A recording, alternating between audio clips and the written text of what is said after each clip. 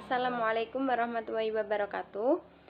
Perkenalkan, nama saya Novia Maimunatul, NPM 20.0102.0018 dari kelompok 2, mata kuliah pengauditan 1, kelas 20A. Saya dan teman-teman saya ingin mempresentasikan tentang merencanakan audit. Di sini saya ditemani dengan anggota kelompok saya, yaitu 1. Dewi Ayu Safitri, NPM 20.0102.0008. 2. Fitri Wahyu Setianingsih, NPM 20.0102.0011. 3. Winda Rusianingrum, NPM 20.0102.0014. 4. Destiana Nur Alfitri, NPM 20.0102.0016. Dan saya sendiri, Novia Maimunatul, NPM 20.0102.0018. Perkenalkan, saya Novia Maimunatul, NPM 20.0102.0018, ingin menjelaskan tentang merencanakan audit yang dibagi menjadi 3 materi, yaitu 1. Merencanakan audit, 2. Pemahaman bisnis klien, 3. Melaksanakan prosedur analitis. Selanjutnya, 1. Merencanakan audit. Jadi, merencanakan audit itu suatu tahapan penting dari setiap perikatan audit, yaitu perencanaan. Perencanaan menyajikan tujuan yang sama dalam audit seperti dalam perencanaan pribadi untuk kuliah atau dalam perencanaan bisnis untuk pengembangan produk baru seperti komputer personal. Perencanaan audit ini atau audit planning telah melibatkan pengembangan suatu strategi menyeluruh untuk pelaksanaan dan penentuan lingkup audit yang diharapkan. Auditor harus merencanakan audit dengan suatu sikap profesional mengenai hal-hal seperti integritas manajemen, kekeliruan, dan ketidakberesan, serta tindakan melawan hukum. Jumlah perencanaan yang diperlukan dalam suatu perikatan akan bervariasi menurut ukuran dan kompleksitas klien, pengetahuan auditor, serta pengalaman dengan klien. Pengawasan melibatkan pengarahan asisten dalam tim audit yang berpartisipasi untuk mencapai tujuan audit dan menentukan bahwa tujuan telah dicapai. Di antara faktor-faktor lainnya, luasnya pengawasan yang diperlukan dalam suatu perikatan bergantung pada kualifikasi orang-orang yang melaksanakan pekerjaan. Oleh karena itu, dalam merencanakan audit harus dibuat provisi untuk pengawasan yang lebih banyak apabila beberapa anggota tim audit tidak berpengalaman dari jika mereka semua telah berpengalaman. Dari presentasi kali ini, kelompok kami akan membahas langkah-langkah dalam perencanaan audit, yaitu memperoleh pemahaman tentang bisnis dan industri klien, melaksanakan prosedur analitis, membuat pertimbangan awal tentang tingkat materialistis, mempertimbangkan risiko audit, mengembangkan strategi awal untuk asersi signifikan, dan memperoleh pemahaman tentang pengendalian interklien. Selanjutnya akan dijelaskan oleh Mbak Destiana Nur Alfitri. Saya, Destiana Nur Alfitri, NPM 20.0102.0016, akan melanjutkan presentasi. Yang pertama, pemahaman bisnis klien. Seorang auditor biasanya berusaha untuk menyeimbangkan prosedur audit top-down dengan prosedur audit bottom-up. Prosedur audit top-down itu sendiri memberikan bukti mengenai resiko bisnis strategis yang harus dihadapi oleh klien.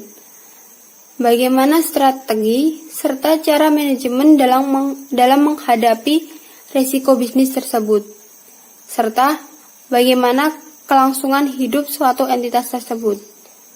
Sedangkan prosedur audit bottom up sendiri berorientasi pada pengujian secara langsung terhadap transaksi, saldo akun, serta sistem yang mencatat transaksi tersebut yang nantinya akan menghasilkan saldo akun. Akan tetapi, pada akhirnya, seorang auditor harus mampu mengembangkan strategi audit dengan cara menggabungkan suatu kombinasi antara bukti top-down dengan bottom-up. Hal yang penting dari pendekatan top-down sendiri adalah pemahaman seorang auditor tentang bisnis dan industri klien, serta peran klien dalam bisnis dan industri. Auditor kemudian dalam mengaudit untuk mengembangkan suatu pengharapan mengenai apa yang harus dilaporkan dalam laporan keuangan. Penting juga bagi seorang auditor untuk memahami resiko bisnis klien, karena resiko ini yang harus dikendalikan oleh klien tersebut. Terdapat kemungkinan salah saji dalam estimasi akuntansi juga akan berhubungan secara langsung dengan resiko bisnis klien. Siklus bisnis klien. Siklus bisnis klien ini dimulai dari sumber daya, kemudian likuiditas dan solvabilitas, kemudian pengembangan sumber dan nilai, kemudian arus kas, akrual kas, kemudian hasil tersebut yaitu profitabilitas dan pertumbuhan, kemudian konsumen, kemudian proses kunci, pasar, menyebarkan sumber daya, dan yang terakhir tujuan dan investasi. Siklus bisnis tersebut akan terus berputar. Penting bagi seorang auditor untuk memahami aspek-aspek kunci dari siklus bisnis klien ini. Suatu tinjauan tentang siklus bisnis klien. Siklus ini dimulai ketika satu organisasi membawa tujuan dan sumber dayanya secara bersamaan. Hal tersebut akan menjadikan seimbang. Siklus bisnis ini akan terus berputar seiring perputarannya, seperti suatu organisasi yang memahami kekuatan pasar dan peraturan yang mendefinisikan lingkungan kompetitif, di mana terdapat penyebaran sumber daya ke dalam proses inti untuk memperoleh konsumen serta mendistribusikan produk dan jasanya. Pada proses inti ini harus menghasilkan profitabilitas, arus kas dan operasi dan sesuai dengan tujuan organisasi tersebut. Pertumbuhan dan peningkatan nilai. Entitas harus mengelola kasnya untuk mengembangkan sumber daya juga dengan mempertahankan likuiditas serta solvabilitas dengan cara suatu entitas harus menentukan sumber daya yang diperlukan. Bagaimana sumber daya tersebut harus didanai, apakah entitas membutuhkan tambahan modal dari luar, dan juga apakah suatu entitas memiliki dana yang cukup untuk membayar kembali pinjaman. Terdapat beberapa aspek kritis dari siklus bisnis yang penting bagi seorang auditor. Yang pertama, manajemen, tujuan manajemen, dan sumber daya organisasi. Yang kedua, produk dan jasa, pasar, pelanggan, dan persaingan entitas. Yang ketiga, proses inti dan siklus operasional entitas. Yang keempat, bagaimana proses inti menghasilkan sebuah pertumbuhan, laba, arus kas, dan nilai. Dan yang kelima adalah keputusan investasi dan pembiayaan entitas. Manajemen senior. Manajemen senior biasanya dapat kita artikan sebagai pejabat entitas, dewan, direksi, dan yang lainnya yang dapat mengendalikan arah strategi sebuah perusahaan. Dalam beberapa hal, sebuah perusahaan mungkin akan dikelola oleh pemiliknya sendiri, dan tujuan digerakannya oleh tujuan pemilik. Memahami pengalaman manajemen dengan entitas dan pengalaman manajemen dalam industri atau prevensi pengambilan risiko oleh suatu manajemen akan dapat membantu seorang auditor menilai risiko bawaan dari dalam laporan keuangan. Sebagai contoh, ketika sebuah perusahaan dipimpin oleh pemiliknya, auditor harus menilai risiko bawaan yang salah satunya cenderung untuk mempertahankan agar laba tetap lebih tinggi. Maka, tim auditor harus waspada terhadap pihak yang memiliki hubungan istimewa, sehingga nantinya transaksi tersebut dapat diidentifikasi selama pelaksanaan audit. Perkenalkan, nama saya Winda Rustianingrum dengan NPM 20.01.02.0014. Saya akan melanjutkan pemaparan materi yaitu tentang tujuan dan sasaran manajemen. Jadi, apa sih tujuan manajemen itu atau nama lainnya manajemen goal? Jadi, tujuan manajemen itu berhubungan dengan bagaimana memperoleh pangsa pasar tambahan atau bagaimana sih memperoleh target pertumbuhan penjualan, laba, arus kas, atau penilaian pasar entitas. Pemahaman ini memberikan dasar untuk menilai keyakinan aktivitas bisnis. Tim audit itu juga harus bisa mengenali bagaimana tujuan strategik manajemen dan dewan direksi untuk bisa membantu pengembangan harapan kinerja keuangan dan mengevaluasi kelayakan bukti yang diperoleh dalam melakukan audit. Kemudian yang selanjutnya ada sumber daya organisasi. Sebagai auditor harusnya itu bisa memahami bagaimana sumber daya organisasi dan apa sih pentingnya sumber daya tersebut yang nantinya itu bisa mencapai sebuah tujuan entitas. Jadi, sumber dari entitas itu tidak terbatas hanya pada sumber daya keuangan saja. Nah, jadi pemahaman atas sumber daya yang nantinya itu diperlukan untuk mencapai tujuan yang paling penting itu ada dua. Yang pertama itu bagaimana menentukan kinerja yang dilaporkan yang nantinya itu berkenaan dengan laporan keuangan yang dibandingkan dengan pengetahuan auditor yang berdasar pada aktivitas bisnis. Itu yang pertama. Kemudian yang kedua itu mengembangkan suatu ekspektasi atau laporan keuangan. Kemudian untuk yang selanjutnya yaitu produk dan jasa, pasar, pelanggan, dan persaingan entitas. Penjualan itu merupakan suatu pemicu yang sangat penting dari biaya, profitabilitas, dan arus kas. Dalam suatu perusahaan itu dapat mengembangkan suatu peramalan atau proyeksi yang dimana dia harus memulainya dengan meramalkan volume aktivitas penjualan. Nah, oleh karena itu sangat penting dan bagi auditor untuk bisa memahami produk dan jasa, pasar, pelanggan, dan persaingan entitas. Kemudian, dalam produk dan jasa, pasar, pelanggan, dan persaingan entitas itu ada titik awal yang dimana bisa ditempuh yaitu dengan cara pengidentifikasian produk dan jasa entitas. Nah, pemahaman mengenai produk organisasi mensyaratkan auditor itu memperoleh pemahaman mengenai keseluruhan dari pasar bagi produk.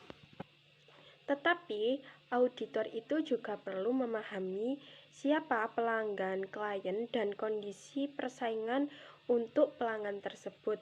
Namun, jika klien itu merupakan seorang produsen yang mendistribusikan produknya pada agen atau peritel, penting juga untuk bisa memahami kemampuan organisasi atau perusahaan untuk bisa tertarik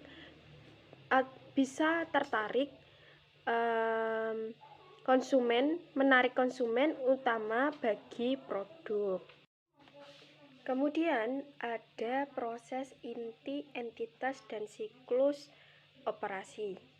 Nah, di dalam proses inti, entitas, dan siklus operasi ini, dalam rangka menentukan profitabilitas suatu entitas dan arus kas secara layak, sangatlah penting untuk bisa memahami proses inti, entitas, dan siklus operasi. Nah, proses inti atau core proses merupakan proses yang digunakan seorang klien. Dia itu bisa mengembangkan, memproduksi, memasarkan, dan bisa mendistribusikan produk atau jasanya. Jadi tujuan dari auditor itu apa sih? Nah, tujuan dari auditor itu bisa memahami sumber daya yang diperlukannya yang nantinya itu untuk proses inti tertentu, serta bagaimana sih efektivitas dan efisiensi dari setiap proses dalam dievaluasi. Nah, auditor itu harus bisa memahami struktur biaya atau cost struktur entitas, termasuk apakah operasi itu merupakan padat biaya tetap atau fixed cost. Nah, atau apakah biaya operasi itu terutama terdiri dari biaya variabel atau variable cost yang nantinya itu bervariasi sesuai dengan volume aktivitas. Jadi ada bagian terpenting dari mengembangkan suatu ekspektasi tentang kinerja keuangan entitas yang tadi sudah dibahas di atas. Di awal. Itu diperlukan untuk pemahaman mengenai siklus operasi. Nah, siklus operasi itu apa sih?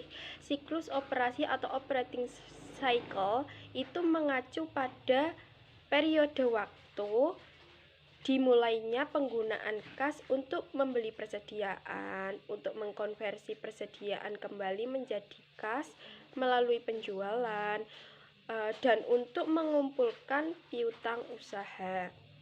Nah,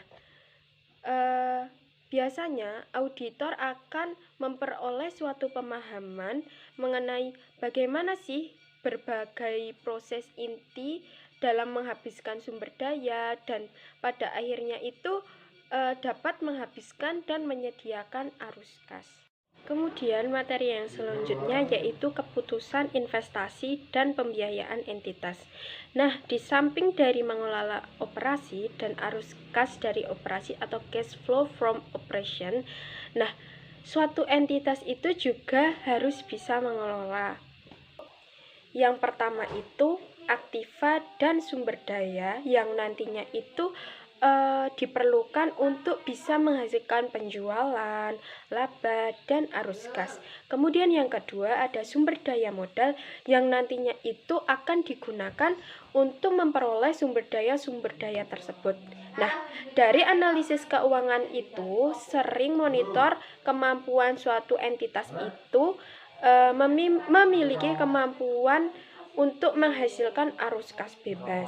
Nah, pemahaman ini sangat penting yang nantinya itu akan digunakan untuk mengevaluasi likuiditas dan solvabilitas entitas di masa yang akan datang. Di sini saya akan melanjutkan presentasi dari Mbak Winda. Saya Fitri Wahyustianingsih dengan NPM 2001020011. Prosedur untuk memperoleh suatu pemahaman tentang bisnis dan industri.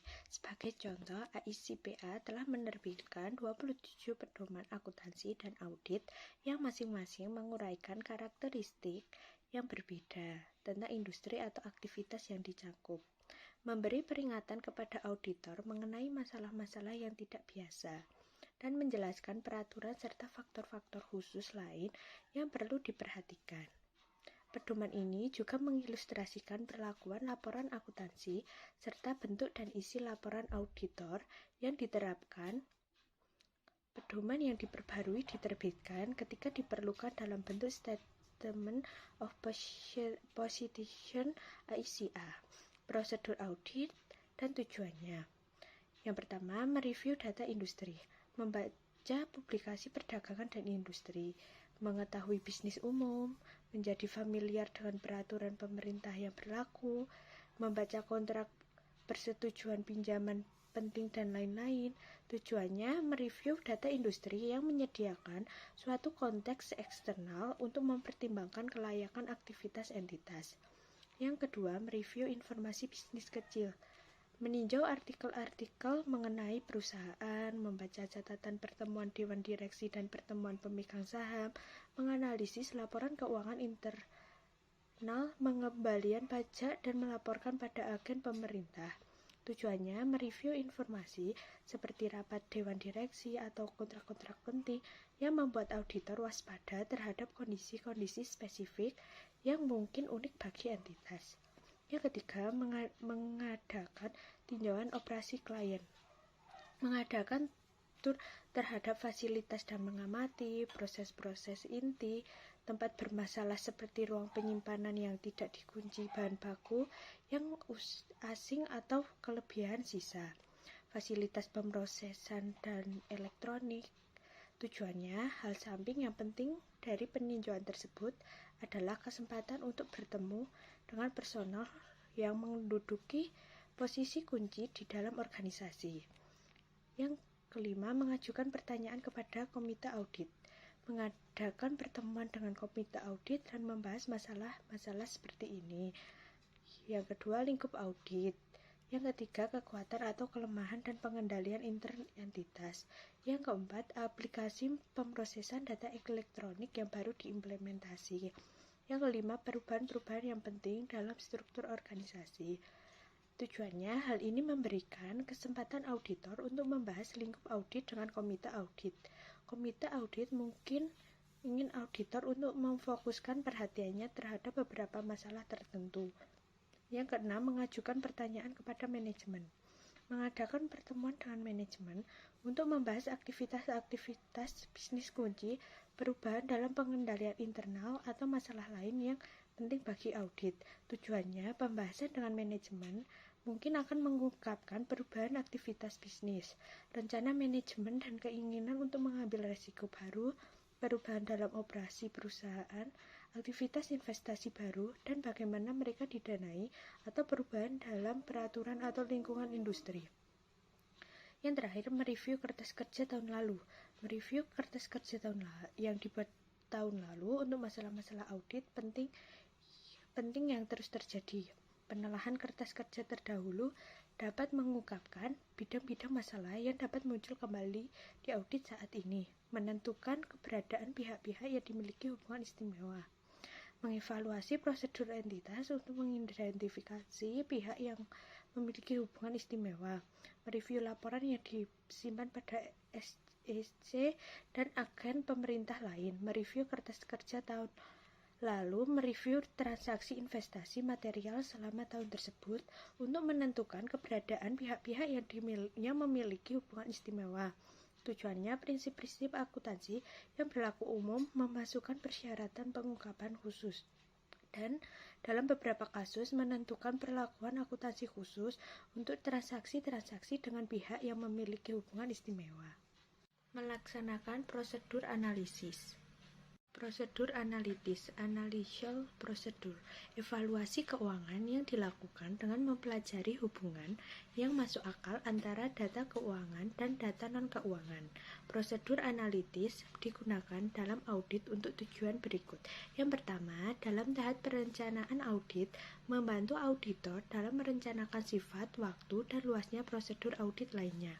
Yang kedua, dalam tahap pengujian substantif untuk memperoleh bukti mengenai asersi tertentu yang berhubungan dengan saldo akun atau transaksi. Yang ketiga, pada penyelesaian audit melakukan review akhir terhadap kelayakan keseluruhan laporan keuangan yang diaudit. Langkah-langkah yang terlibat dalam melaksanakan prosedur analisis. A. Mengidentifikasi perhitungan dan perbandingan yang akan dilakukan. Yang pertama, perbandingan data absolut. Prosedur ini melibatkan perbandingan sederhana dan dalam jumlah sekarang. misalnya saldo akun. Yang kedua, laporan keuangan ukuran umum, atau biasa disebut dengan analisis vertikal. Metode ini membutuhkan perhitungan presentasi dari total yang berhubungan yang dipresentasikan dari komponen laporan keuangan. Yang ketiga, analisis rasio. Beberapa rasio yang sering digunakan oleh analisis keuangan bisa dihitung dan dibandingkan dengan nilai yang diharapkan untuk rasio. Yang keempat, analisis tren. Pada analisis ini menggunakan perbandingan beberapa data, absolut, ukuran umum, atau rasio. Yang kelima, hubungan informasi keuangan dengan non-keuangan yang relevan. Secara umum, prosedur analitis yang dilaksanakan dalam tahap perencanaan menggunakan data organisasi yang diagregasi berdasarkan data 1 tahun hingga tanggal saat ini atau data tahunan yang diproyeksi. Mengembangkan ekspektasi. Auditor memiliki peran penting dalam mengembangkan secara independen ekspektasi sebelum melakukan perhitungan mengenai data klien sehingga perbandingan akhir tidak biasa. Dasar pemikiran yang digunakan untuk mengembangkan ekspektasi diambil dari beberapa sumber. 1. Informasi keuangan klien untuk periode masa lalu yang dapat dibandingkan. Memberikan pertimbangan bagi perubahan yang bisa diketahui. Yang kedua, hasil yang diantisipasi berdasarkan anggaran formal dan pelamaran. Merupakan metode yang digunakan anggaran yang disiapkan klien dan peramalan yang digunakan periode berjalan untuk peramalan yang disiapkan oleh auditor. Yang ketiga, hubungan antara elemen-elemen informasi keuangan dalam suatu periode. Cara untuk mempertimbangkan perubahan dalam satu akun yang akan diinginkannya yang nantinya akan dipengaruhi akun yang lainnya. Yang terakhir, data industri. Dalam suatu industri membutuhkan beberapa presentase ukuran, rasio, dan data tren perusahaan untuk tujuan perbandingan. Saya Dewi Ayu Safitri dengan NPM 20.01.02.008. Di sini saya akan menjelaskan tentang langkah-langkah yang terlibat dalam melaksanakan prosedur analitis, yaitu C. Melaksanakan perhitungan atau perbandingan. Langkah ini menghitung jumlah absolut dan persentase yang nantinya diakumulasi data antara jumlah sekarang dan jumlah yang sebelumnya. Menghitung data, ukuran umum serta data rasio, dan data lainnya. Ketika analisis tren ini dilakukan, maka praktik umum yang dilakukan untuk menggunakan jadwal selanjutnya. D. Menganalisis data dan mengidentifikasi perbedaan signifikan. Analisis ini harus membuat auditor bisa memahami bisnis dari klien akan perhitungan dan perbandingan. Perbandingan data entitas pada tahun yang berjalan dan tahun lalu dapat membantu auditor dalam memahami dampak kejadian atau sebuah keputusan penting terhadap laporan keuangan entitas. E. Menyelidiki perbedaan signifikan yang tidak diharapkan. Sebelum melakukan beberapa tindakan atas dasar jawaban, manajemen akan mengajukan pertanyaan. Jawaban harus kuat dengan bahan bukti yang lainnya. Tindakan biasanya melibatkan pertimbangan, langkah-langkah, dan juga faktor-faktor yang digunakan dalam mengembangkan ekspektasi dan mengajukan pertanyaan kepada manajemen. Terkadang informasi baru akan didukung untuk memperbaiki ekspektasi yang finalnya akan menghilangkan perbedaan signifikan. F. Menentukan dampak atas perencanaan audit. Pada tahap terakhir ini, perbedaan signifikan yang tidak dapat dijelaskan biasanya dianggap sebagai indikasi suatu peningkatan resiko salah saji dalam akun-akun yang terlibat dalam perhitungan perbandingan. Prosedur analitis biasanya menyediakan auditor petunjuk mengenai apakah suatu akun lebih mungkin dinyatakan atau lebih saji atau lebih kurang saji.